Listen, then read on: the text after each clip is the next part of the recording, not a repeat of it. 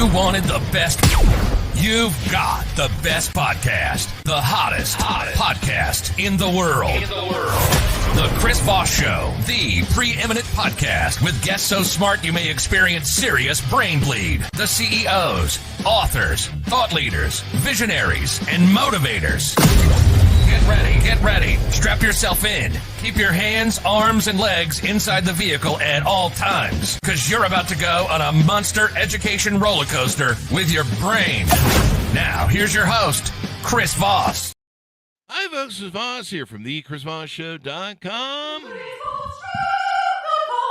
There you go, ladies and gentlemen. There, ladies, things that makes it official. Welcome to the big show. We certainly appreciate it. As always, for 16 years and 2,000 episodes, we've been bringing you the most smartest minds, the CEOs, the billionaires, the Pulitzer Prize winners, the White House presidential advisors, some of the most brilliant minds that come with you and share their stories, their journeys, their things they've learned, and basically you can figure out how to live your life better. And if you don't, well, then that's on you. Anyway, go listen to the show again, damn it, if you didn't get it the first time. He's the author of the latest book. Timothy Shenk joins us on the show with us. It comes out October 8th, 2024. Left Adrift. What happened to liberal politics? We'll be talking to him about what the hell happened during it. I don't know what that means, but we'll find out.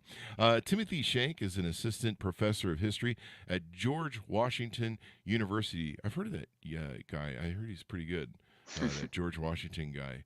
I don't know. Might have been a lot. Yeah, at his moments, definitely. Yeah. He's up there. He's a senior editor at Dissonant Magazine. He's written for the New York Times, The Nation, New Republic, and Jacobin, among other publications. He's also been a Mellon postdoctoral fellow at the Washington University in St. Louis. There's a lot of Washington going on here. And he's received fellowships from the National Endowment of the Humanities and the New America Foundation, and he lives outside of Washington, D.C. Look at that. It's like a stack. Welcome to the show. How are you, Timothy? Great. Thanks for having me, Chris. We're just going to call this the Washington Show. So give us .coms. Where can people find you on the internet? So Tim_Shenk at X/Twitter, and that's about it. There you go. So give us a 30,000 overview of what's in your new book, Left Adrift. Yeah. So the big picture question the book is trying to think through is how the left changed from a political movement that 60 years ago was dominated mostly by unions to one that's today dominated by universities. You know, college professors like me 60 years ago, not an automatic given that we'd be Democrats all the way. Today, there's a sort of hegemonic blue America cultural elite. How did that transformation take place? What are the consequences? And what does it mean for our politics going forward? So just the big structural question, that's the one on the top of my mind. For me, as a moderate Democrat, I'm kind of like Bill Maher, where we used to be liberal and they moved the goalposts. At least that's our opinion. So you wrote the book on it and did the research. Is that really what happened? They moved the goalposts on us, or that wokeness took over? It's definitely the changing of sort of cultural standards and expectations. That's part of the story. I mean, it's just a fact that cultural attitudes have moved significantly to the left in the last 30 years. So it's not surprising that both parties would have to change in accommodation to it. But really, the fundamental transformation, I think, gets going a lot earlier. And it's clear by the 1960s, which is kind of the last days of what historians call sort of the New Deal order or the New Deal coalition, which is a really unusual moment in American history when the Republicans and Democrats are divided along economic lines, as opposed to how you fall in the culture war. And that's not how American politics has been since the 60s, where those cultural issues reemerged with full force. It's also not what American politics was like beforehand. And an important point that the book makes is that the sort of division of parties into the haves and the have-nots, that's really not common even in sort of outside the United States, that for most of the world, most of the time, politics is divided into all sorts of different coalitions, all sorts of different tribes. And if you think that it's good for the left to have a firm economic foundation, that's something you have to work really hard to turn into a reality. Yeah, there's a lot that people don't realize what happened with Johnson when he basically, what was the line he said? He says, I think I just signed away the South for the generation, right? And this is after he signs the 1964 Civil Rights Act. The thing is, though, that he signs that 1964 Civil Rights Act, as the name indicates, in 1964.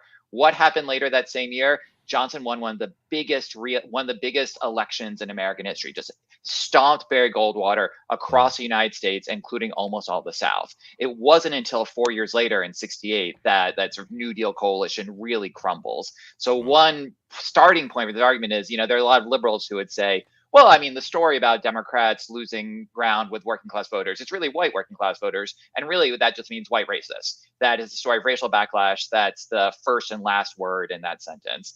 And I think that sort of the story of American politics and the response to the Civil Rights Revolution, that's definitely part of the explanation, but it's far, far, far from the whole thing.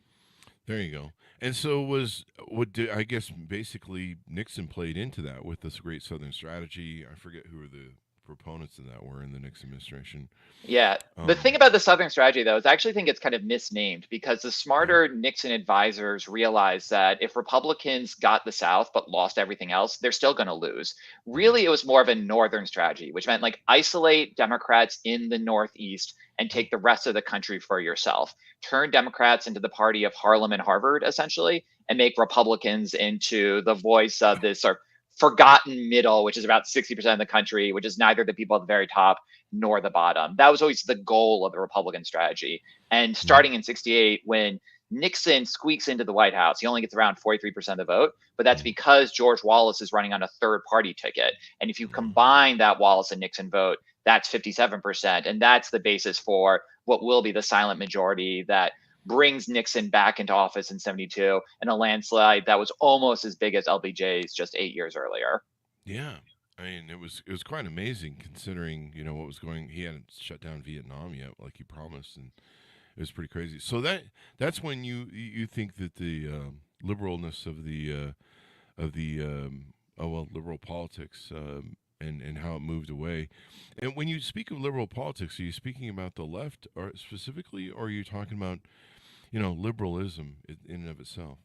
I'm pretty loosey-goosey there, partly because this is a book that tries to go. So the big question is this transformation of the left over the last 60 years. But the way I get into the story is by looking at how these two political consultants who were really, really influential, their names are Stan Greenberg and Doug Schoen. They're not exactly household names, but their partners are, or at least closer to it.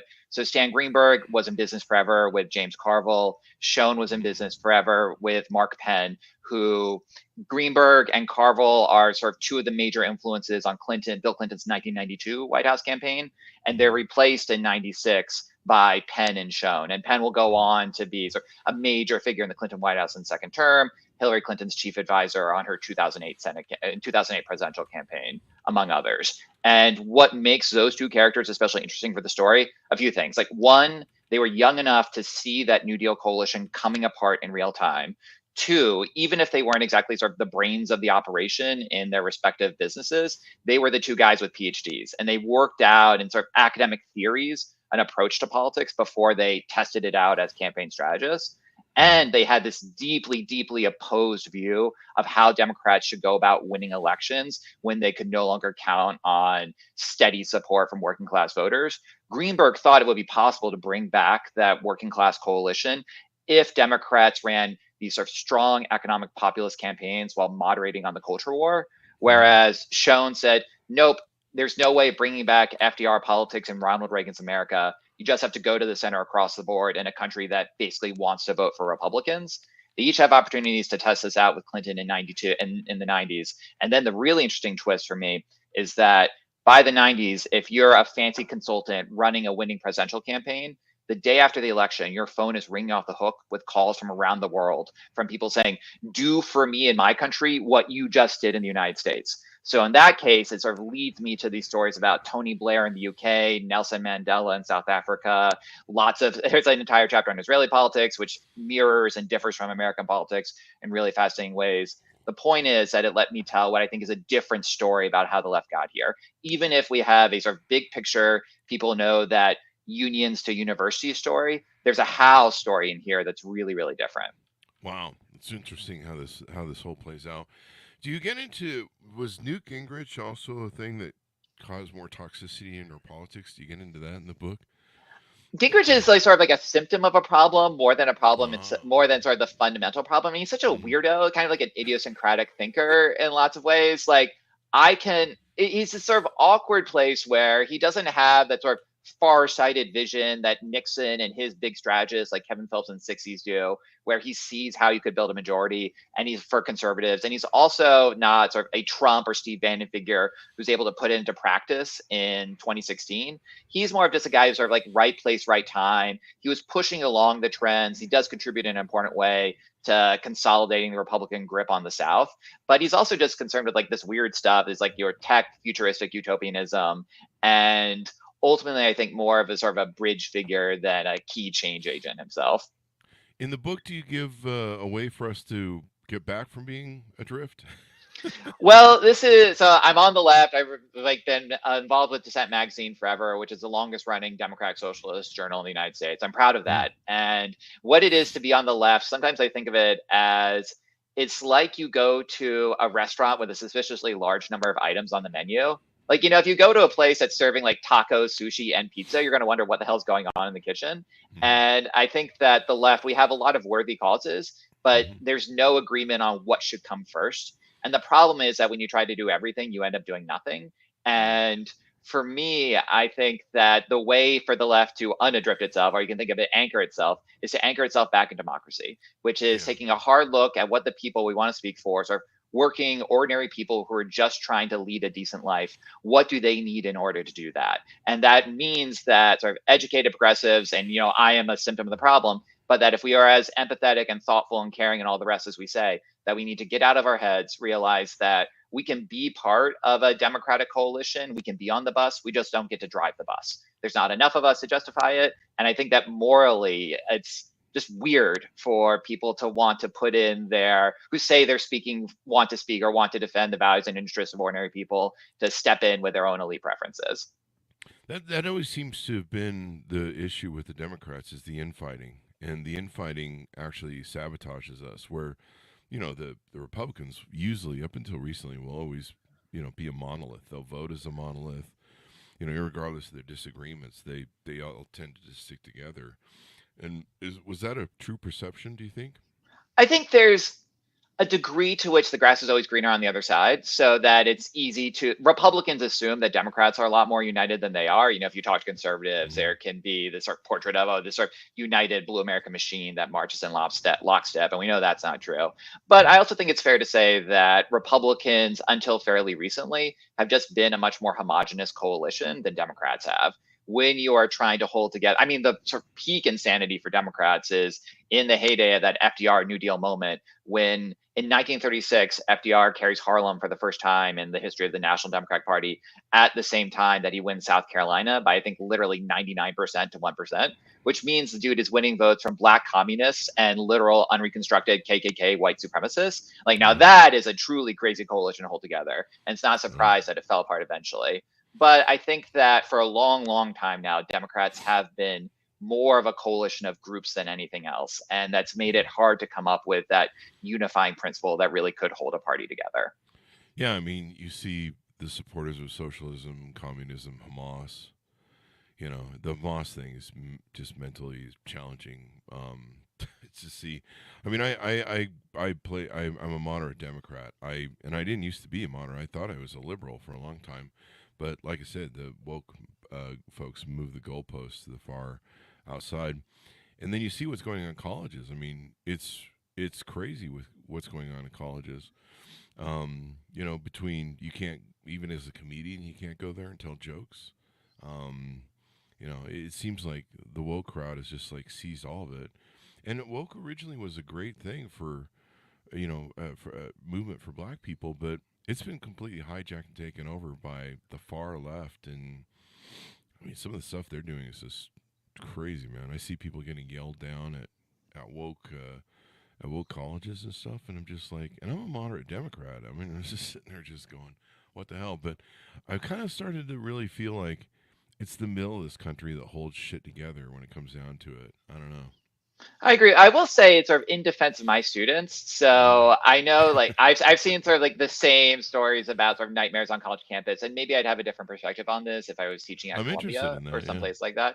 But my students are great. Honestly, they are.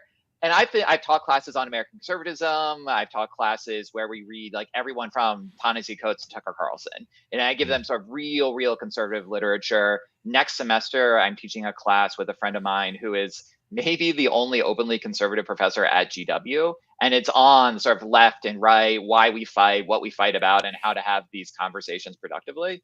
So I'm not going to deny that there are sort of disasters and sort of various embarrassing displays at lots of universities.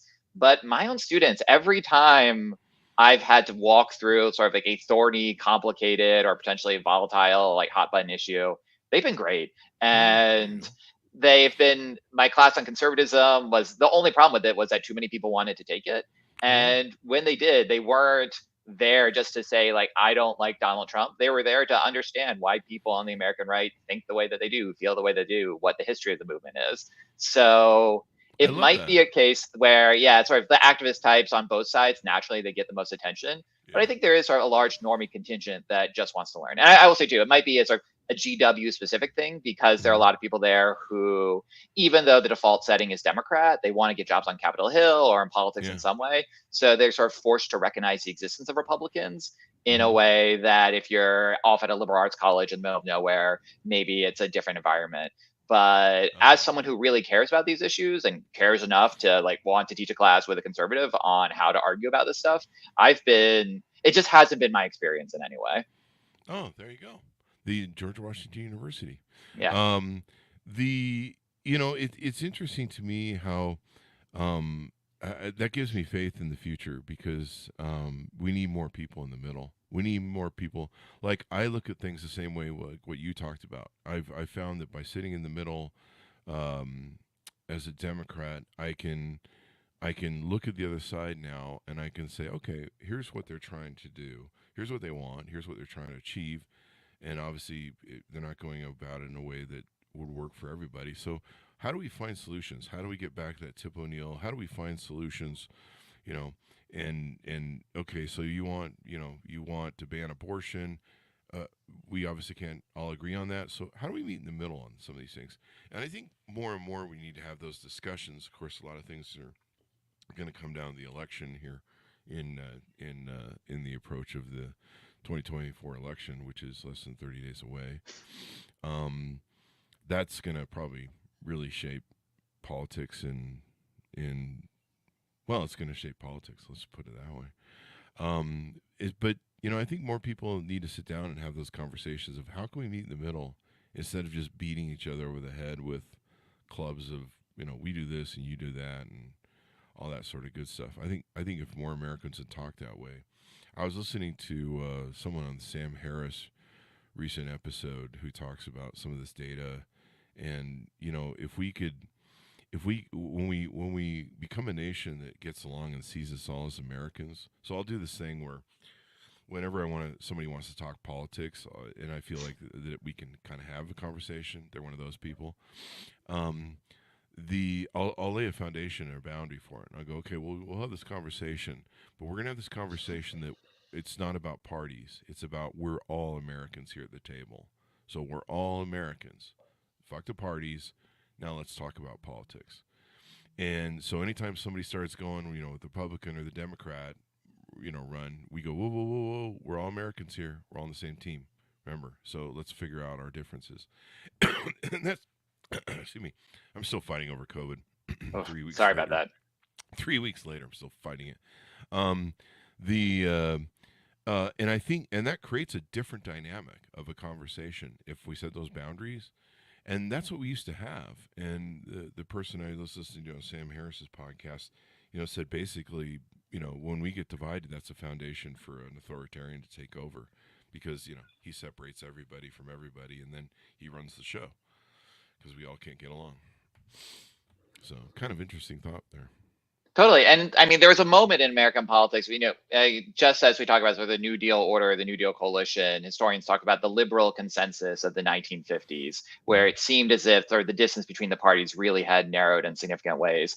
And of course, one reason why is that a lot of issues that are really divisive now weren't on the table back in the 1950s. Abortion isn't something that's being debated. Civil rights is being aggressively kept to the side by both parties who don't see an interest in taking it head on. So I think part of the story of the breakdown of that mid-century consensus is just naturally, as sort of people who had been forced out of that earlier conversation, like African Americans in the South who are completely disfranchised, like it makes sense that the debate's going to have to change. But I also think that both Democrats and Republicans like to tell, especially elite Democrats and Republicans, like to tell themselves that polarization is inevitable so that they don't have to think about the ways that they're contributing to it. Because it becomes an excuse or an alibi. It's like, oh, well, if the other side is just so inherently unreasonable that they're never going to compromise, then why even bother compromising? And I think that misses a really basic fact about American politics, which is that there are just a lot of people like you, Chris, out there. And I think of them in some ways as, tell me if this is a good or fair description for you, but kind of like burn it down moderates, where you sort of like really have the sense that the game is rigged against ordinary people and that the system isn't fair. But that doesn't mean that either Ted Cruz or Elizabeth Warren has a 100% solution for doing it, right? And a lot of people fall into this ground, I think, where you have a kind of progressive left of center view on economics, like maybe not for Medicare for all, but you do think that ordinary people deserve to have a government that's got their back, at the same time that you might have more sort of centrist or even conservative views on a lot of cultural issues, including stuff like immigration, which obviously has become such a flashpoint today. And I think that, especially in Democratic circles, there's a desire to pretend that this group doesn't exist or that there's no way to win them over, when it's just a fact that they were a core part of the New Deal coalition back when Democrats were able to forge a reliable national majority. And if Democrats want to be able to push through all the big structural reforms that they believe in, or if they want to win by a large enough number that you force Republicans to take a second look at the election denialism and all the rest, then there's no way to do it without getting those burn it down moderates back into the party in a significant way. Wow. Yeah, I mean, the people that want to burn it down are crazy, man. I mean, burn the whole government down and start over. Are those the people you're referring to? It's not even that bit. It's not even, it's sort of, so burn down's a little bit of an exaggeration, but sort of anti-establishment or like anti-system. Where it's, okay. and this is where it's sort of like the both parties, like sort of the people running them are kind of full of shit. They don't really, they have their own interests that they're responding to. They don't really care about the ordinary American. And I think there's, I mean, one reason why that disillusionment is so pervasive is that, so one of the stories I tell, this guy Stan Greenberg, he's again this sort of Carville adjacent Clinton consultant, and the funny thing about him is that he was so he's been a political strategist for a long time, but before that he was an academic, and he used to mix sort of academic research with work for mainstream political Democrats. He worked for Bobby Kennedy in the 1960s, for instance. But at the same time that he was working for the Kennedy campaign, he's also immersing himself in this big radical lefty reading list. Like figures like Antonio Gramsci, who's this Italian Marxist, were really, really big influences on the young Stan Greenberg. And Greenberg just has this sort of profound commitment to the idea that the only way for working people to get a fair shot is to have a party, a majority party that's built on this bottom-up coalition that's committed above all else to defending their values and their interests. And he really, really believes that Democrats can be that party, but he spends so much of his career, he says, and this is not just in the United States, but around the world, he'll advise a candidate like Bill Clinton, convince him when the election is on the line to run as this economic populist, cultural moderate. But then once the election is over, the economic populism stuff gets really hard to deliver on because the people with money don't like it. The cultural victories are easier to make progress on. And there's something that your sort of hardcore partisan base gets really excited about. So if you're one of these burn it down moderates who the entire first campaign has been built around appealing to you, to saying economic populism, yes, and cultural moderation, yes, you end up getting the opposite of what you've been promised. And it happens again and again and again. And of course, you're going to be frustrated after when it happens long enough because you're being betrayed each time. There you go. And so hopefully, I mean, hopefully there's a way to fix all this stuff or get back. I mean, maybe we have to hit rock bottom, and we haven't hit rock bottom yet. I mean, just the fact that Donald Trump, for all of his things, I mean, it just recently came out that he's been talking to Putin with classified documents in his basement 7 different times. I think, he's got a new book out. I think it's called War. Oh, Woodward, right? Bob Woodward. Yeah, we're trying to get him on the show. But you know, Bob always does such great reporting, and yeah, so all this stuff has come out, and you're just like, how is this the thing? But I mean, welcome to 2024 in the state of politics, and I mean, Yeah, he could 250. still win. It's not a Yeah, guarantee, but it's very much a yeah, possibility, and we have yeah, to deal with that. yeah.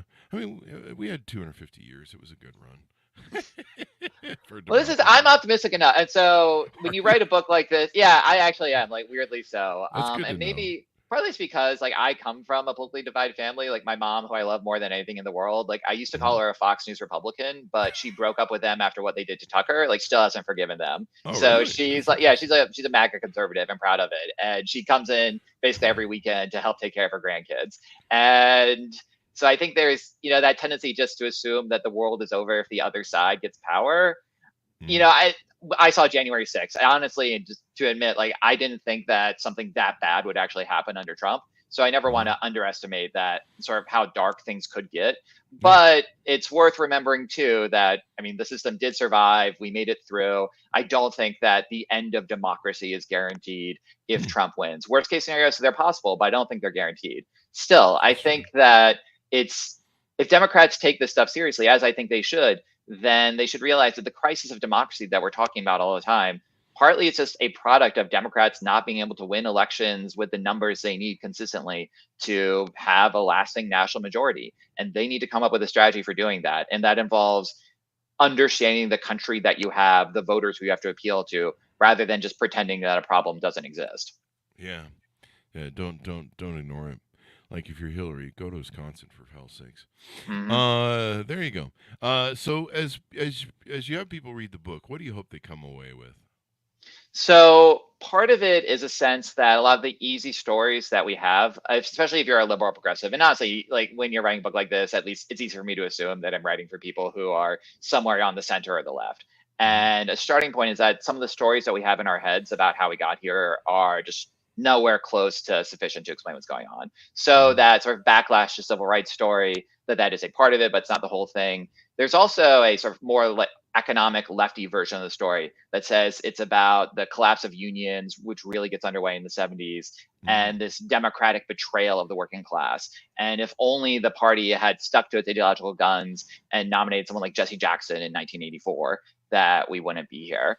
And one reason why I ended up writing this book is that when I took a look at the Greenberg and Schoen debate in particular, so I kind of, again, Carville Penn debate as well, what I saw was that it kind of has an echo of this neoliberals versus the Jesse Jackson Rainbow Coalition story, but both sides were a lot more complicated. And it's worth paying attention to them because those were the people who actually won elections for Bill Clinton in 92 and 96.